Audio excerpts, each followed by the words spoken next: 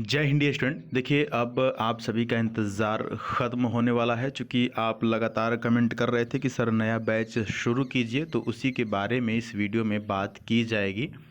देखिए, अभी बहुत से बच्चों ने कोस्ट गार्ड का फॉर्म भर दिया है, तो कोस्ट गार्ड डीवी, जीडी और यांत्रिक की जो वैकेंसी आ रही है उसके लिए डेफिनेटली न्यू बैच स्टार्ट किया जाएगा।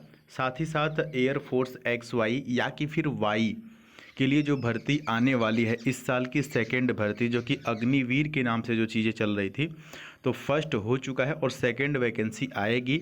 ठीक है, उसका एग्ज़ाम हो सकता है कि दिसंबर लास्ट में या जनवरी मंथ में। मान के चलिए कि आप ये समझिए कि मैक्सिमम आपको जनवरी में। जैसे कि एक चीज़ मैं आपको बताता हूँ, आप पिछला एग्ज़ाम दिए होंगे एयरफोर्स अग्निवीर वाला, तो आपको ये चीज़ें याद होंगी कि जब इसकी नोटिफिकेशन आया था, यानी जब आप फॉर्म भरना शुरू किए थे, उसके बाद ज़्यादा नहीं आपको 1 मंथ का टाइम मिला था। कितना मिला था सर?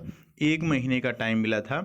तो 1 महीने में आपकी जो तैयारी थी वो पूरी अच्छी तरह से नहीं हो पाई, जिसका कारण था कि आपका रिज़ल्ट सही नहीं आया। डेफिनेटली अगर आपका रिज़ल्ट नहीं आया तभी आप इस चीज़ों को सुन रहे हैं। अभी आप यहाँ पर न्यू बैच का इंतज़ार कर रहे हैं, क्योंकि आपका रिज़ल्ट आपके पक्ष में नहीं आया। तो वो रीज़न ये था कि समय आपके पास बहुत ही कम था। ठीक है, तो अभी से अगर आप एयरफोर्स अग्निवीर जो नेक्स्ट वैकेंसी है उसकी तैयारी करेंगे, तो आपके पास एटलीस्ट 2 से 3 महीने का समय बचेगा, और एटलीस्ट 3 महीने तो चाहिए ही चाहिए इस लेवल के जॉब की जो है कि तैयारी करना। तो देखिए, ये जो मैं बैच आपको लिए स्टार्ट करने वाला हूँ उसके बारे में जानकारी ये है डियर स्टूडेंट, कि कोस्ट गार्ड का जो आप फॉर्म भरेंगे, देखिए इंग्लिश की जब जहाँ तक मैं बात कर रहा हूँ, बेसिकली मैं इंग्लिश की बात कर रहा हूँ।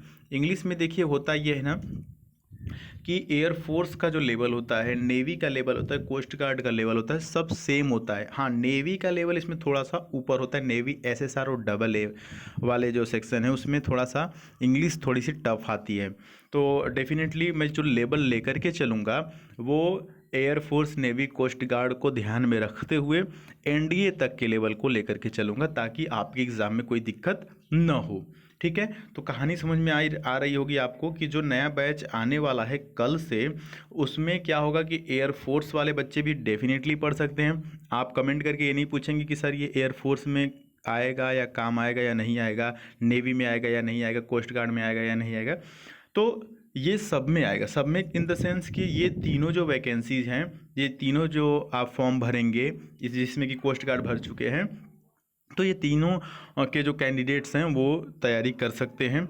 मैं चाहता तो यहाँ पर बहुत सारे और भी जॉब, एसएससी, एमटीएस, सीजीएल, ये सब सारी चीज़ें लिख सकता था, बता सकता था, लेकिन मैं उन सब चीज़ों को ध्यान में नहीं रखूँगा। जो भी प्रैक्टिस आपको कराऊँगा और जो भी वोकैबलरी दूंगा वो इन्हीं तीनों के प्रीवियस एग्ज़ाम से उठा करके दूंगा। ठीक है, ताकि आपके एग्ज़ाम में सहूलियत हो और आपके ऊपर ज़्यादा बोझ ना आए। जैसे होता यह है कि बहुत सारे एग्ज़ाम्स का तैयारी एक साथ टीचर्स कराते हैं, तो बच्चों के ऊपर बहुत सारा बोझ हो जाता है। मतलब समझिए कि अगर आप एसएससी बीसीसी के साथ लेके चल रहे हैं, अदर एग्ज़ाम्स को भी लेकर के चल रहे हैं, तो इससे क्या होता है कि सारी चीज़ें पढ़ना पड़ता है, तो ज़्यादा क्या होता है, आपके ऊपर बर्डन ज़्यादा हो जाता है। तो मुद्दे पर आते हैं। जो कल से नया बैच शुरू होने वाला है वो एयरफोर्स, नेवी, कोस्ट गार्ड को ध्यान में रखते हुए होगा। करेंट अफेयर की क्लास हम शुरू कर रहे हैं कल से। ठीक है, तो जो करेंट अफेयर की क्लास होगी वो देखिए मंडे से लेकर के मंडे टू फ्राइडे होगी डियर स्टूडेंट। अब आप पूछेंगे सर बाकी के 2 दिन का क्या होगा? तो जो बाकी के 2 दिन के रहेंगे उन करेंट अफेयर के क्वेश्चंस को हम मंडे और फ्राइडे, मंडे से लेकर के फ्राइडे के बीच में, यानी सोमवार से लेकर के शुक्रवार के बीच में ही कवर करा देंगे। उसका आपको टेंशन नहीं लेना है। बाकी के जो 2 दिन हमने फ्री रखा है, यानी कि सैटरडे और संडे, इन 2 दिनों में क्या करेंगे कि बाकी के जो 5 दिन हम करेंट अफेयर पढ़ाए रहेंगे, उनका या तो टेस्ट ले सकते हैं या तो कोई स्पेशल टॉपिक के ऊपर डिस्कस कर सकते हैं। अब सर स्पेशल टॉपिक के ऊपर डिस्कस करने से क्या मतलब हुआ? जैसे कि मान लेते हैं कि कोई भी स्कीम या कोई भी खेल का अवार्ड या कोई भी खेल होने वाला है या कोई भी योजना होने वाली, कोई भी योजना है, इन सब टाइप की चीज़ों के ऊपर हम लोग चर्चा करेंगे। वीक में 1 दिन या 2 दिन, जो सैटरडे और संडे वाले 2 दिन हैं, उसमें हम लोग चर्चा करेंगे। इससे फ़ायदा ये होगा, एक तो आपको जानकारी मिलेगी सामाजिक लेवल की, दूसरी चीज़ होगा जब आप एयरफोर्स में जीडी देने जाएंगे यानी ग्रुप डिस्कशन करने जाएंगे तो आपके पास एक्स्ट्रा नॉलेज रहेगा, तो ग्रुप डिस्कशन के दौरान आप एक्स्ट्रा चीज़ें बोल पाएंगे। ठीक है, तो इसका ये बेनिफिट होगा। और इससे क्या होगा कि आप मंडे से लेकर के फ्राइडे तक जब पढ़ाई कर रहे हैं तो 2 दिन का जो आपको रिलैक्स मिल रहा है, आराम मिल रहा है, उसमें थोड़ा सा अपने सिलेबस से हट के नहीं कह सकते, सिलेबस के आसपास की ही चीज़ें कह सकते हैं। पढ़ेंगे तो थोड़ा सा आपको मतलब ये समझिए कि 2 दिन ऑफ भी मिलेगा, मतलब छुट्टी के साथ साथ इंजॉय भी और थोड़ा सा नॉलेज भी, तो इस तरह से रिफ्रेशमेंट आपको वहाँ पर मिलेगा। हो गया ये चीज़ करंट अफेयर से संबंधित। इसी में जीके की भी सेक्शन को हम कंप्लीट करेंगे, लेकिन फिलहाल में सीए की क्लास चलेगी यानी करंट अफेयर की। दोपहर में डियर स्टूडेंट 1 बजे हमने प्लान किया है कि आपको वोकैबलरी सेक्शन दें, क्योंकि इंग्लिश में सबसे ज़्यादा इंपॉर्टेंट चीज़ें जो होती है वोकैबलरी होता है। देखिए आप active, passive, tense, direct, indirect और पार्ट्स ऑफ स्पीच तो बचपन से पढ़ते हुए आ रहे हैं ना। क्लास 6 में पढ़ा आपने, 7 में पढ़ा, 8 में पढ़ा है ना, मतलब 12वीं तक ये सब चीज़ें पढ़ते आ रहे हैं। लेकिन उन सब चीज़ों को भी मैं शुरू करूँगा वाइट बोर्ड पे समझा के, बेसिक्स आपको एक एक टॉपिक कवर कराऊँगा।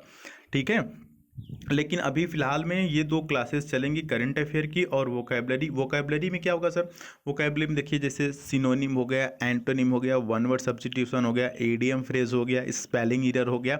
तो ये एक बहुत बड़ा, मान के चलिए कि 70% आपके इंग्लिश का, जो एयरफोर्स में इंग्लिश आती है, नेवी में इंग्लिश आती है, कोस्ट गार्ड में इंग्लिश आती है, इसका 70% जो इंग्लिश आती है वो वोकैबलरी से रिलेटेड होती है। जैसे कि आपको पैसेज मिलता है, पैसेज से 4-5 क्वेश्चन होते हैं, तो वो जो पैसेज होता है ना उसमें भी वोकैबलरी पूछता है। कोई वर्ड हाईलाइट कर देगा, बोलेगा कि इसका सिनोनिम बताइए, इसका एंटोनिम बताइए, और जो पैसेज लिखा होता है वो पूरा इंग्लिश में लिखा होता है।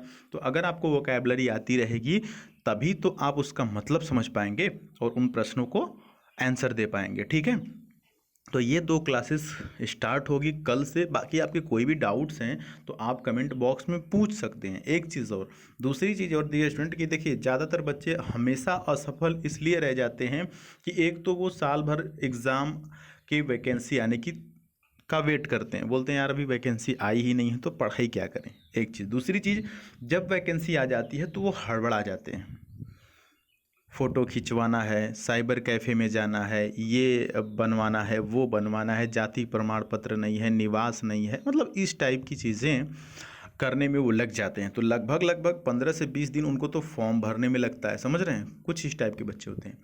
जब आप 15 से 20 दिन फॉर्म वगैरह भर के बैठते हैं वो बच्चे, तो फिर सोचते हैं कि कौन सी बुक लें सर, कौन सी ऐसी बुक ले लें कि जिसमें से हम पढ़ के जाएं, या कौन सा ऐसा प्रैक्टिस सेट ले लें कि जिससे कि हम पढ़ के जाएं तो हमारा सिलेक्शन हो जाए। अब कम से कम 5-6 दिन, हफ्ता दिन बुक के पीछे परेशान रहते हैं।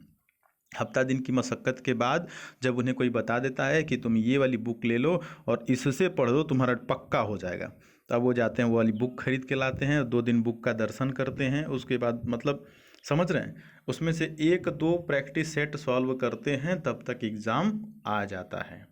अब वो घबरा जाते हैं कि यार हमने तो कुछ पढ़ा नहीं और एग्ज़ाम आ गया। तो आपने क्या किया, आपने तो अभी वैकेंसी का इंतज़ार कर रहे थे। अब देखिए होता ये है ना कि वक्त बदलते देर नहीं लगती है, समझ रहे हैं, इसलिए अभी आपके हाथ में वक्त है, टाइम है। कोस्ट गार्ड के लिए भी, एयरफोर्स के लिए भी, नेवी के लिए भी आपको ये माइंड में रख करके चलना है कि भाई साहब मेरा एग्ज़ाम जो है वो कल ही परसों में है। क्या सोचना है, मेरा एग्ज़ाम जो है वो कल या परसों में है। तो आप इस प्रकार से डेफिनेटली तैयारी करेंगे। आप वो दिन याद रखिए ना जिस दिन आपका रिजल्ट आया था और आप फेल हो गए थे, तो क्या वही दिन फिर से देखना चाहेंगे आप? नहीं देखना चाहेंगे ना। तो उसके लिए अभी से आपको मेहनत करनी होगी और हमेशा ये सोच के रखना है, ये माइंड में बिठा करके रखना है कि भाई साहब मेरा जो एग्ज़ाम है ना वो कल या परसों में ही होने वाला है। तो जो चीज़ें पढ़नी है मुझे आज ही पढ़ लेनी है। तो आपके पास जब वक्त है ना तो चीज़ों को बहुत ही अच्छी तरह से पढ़ सकते हैं। आप एक काम कीजिएगा, एक अपना नोट्स बना लीजिएगा, कॉपी ले लीजिएगा जिसमें कि वोकैबलरी वाली चीज़ें लिखिएगा कल से, और एक और अपना कॉपी बना लीजिएगा जिसमें कि करंट अफेयर वाली चीज़ें लिखिएगा। ठीक है, तो आप हमारे स्टूडेंट हैं, हमसे जुड़े हुए हैं, चैनल पे अगर पहली बार सुन रहे हैं तो सब्सक्राइब कर लीजिएगा। बाकी कोई भी डाउट्स है तो आप कमेंट बॉक्स में पूछ सकते हैं। इस वीडियो को ज़रूर लाइक कीजिएगा अगर थोड़ा भी आपको समझ में आया होगा और यहाँ तक सुन रहे होंगे। तो मिलते हैं फिर अगली वीडियो में डियर स्टूडेंट, तब तक के लिए जय हिंद, वंदे मातरम।